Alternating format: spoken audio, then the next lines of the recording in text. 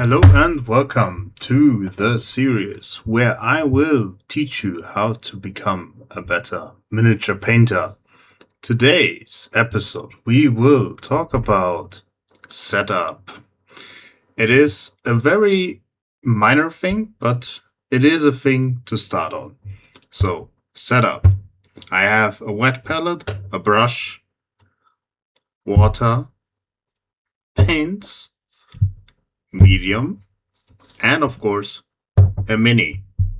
You may or may not have all those equipments at home, but that's okay. You can also just start off with an old palette you can buy at basically any store nowadays. And some brushes you have lying around. They don't need to be the fanciest one. It can also be like something like this you find also at your art support store. Most important thing for me at least is that I have everything ready to go. A water, palette, everything is ready to have the lowest amount of entry time to start painting. Many people are very afraid to start. I think having it already set up is a nice thing. What also helped me is to get ready faster is I have this bottle here. It's like a little squirt bottle with just a bit of water. It's when I forget to refill my water here or my wet palette is drying out, I can just give it a little squirt and then I'm ready to go. I don't need to get up anymore and get distracted and then forget about my stuff. Let's talk about paints. I am using a lot of different paints, but for example, here I have some Vallejo colors. These are at least the ones I started out with. I started out with the older variants of the game color branch. This ones. These are the newer ones. You can pick them up at Amazon, and I would recommend starting off with the base set. Nothing fancy. You get all the base colors. You get metallic. You get gold. You get silver, gunmetal. These are like all the paints you need to start. And then later on, you can expand. After Vallejo, for example, I got myself some Pro Acryl. These are very expensive. I can recommend them. Yeah, they are good, but they don't automatically make you a better painter. That's why we have the series here. So we will mainly stick with the Vallejo colors because they are cheaper and easier to find for you. So you can easier follow along. For brushes, I started off with normal synthetic brushes and then like everyone switched over to a Kolinsky brush.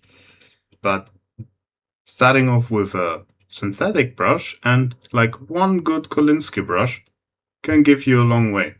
Like I have this Kolinsky brush here, I think for like 3-4 years now. And it is still sharply tipped and I still use it every day.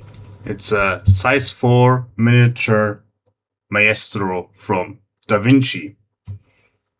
But you can choose a different kind of brand if you like. You don't need to take a Vinci, but I recommend you getting at least one. You don't need a set, one.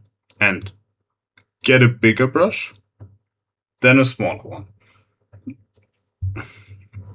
Because, at least for me, I like to paint with a larger body because moisture sticks longer in your brush. And you also don't run into the issue, which many starters do, is that they get paint right here on the metallic thing, which is not good because the paint pigments in the metallic area make your brush go off is the best word for me. Your brush can no longer hold the shape. So getting a size 4 or 3, I would recommend. And then later on, when you have more control over your palette, you can also get smaller one.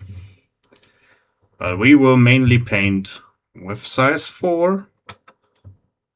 So you don't need to spend so much money on bigger brushes or smaller ones. What you also want to always have by your side is some paper. This is just normal dish paper towel. You can also use other papers. It just needs to be okay to pick up moisture. This will be nice for if we want to rinse our brush and reshape it again into a nice tip. Also, you can, of course, lick your brush, which is a common meme in the community, but it helps you regulate your moisture in your brush. But we can just use a towel. So now we have everything ready. We have our brush ready. We have our miniature primed, assembled. I skipped over those parts. There are many tutorials out there that go over how you properly prime your mini. I think you are a person who can figure it out. We just concentrate on painting and painting techniques. We don't concentrate on how we prep our miniature.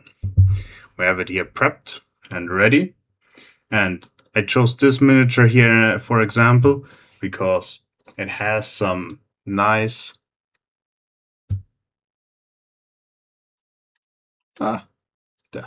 we have some nice different details and textures we can explore. I will choose this miniature here, for example, because it has a blade, so we can go over blade reflection. It has hair, it has cloth, it has armor, it also has even a liquid thing, so we can also go over liquids. So that is all you need for starting off with painting a miniature. I wish you luck, and I will see you in the next one.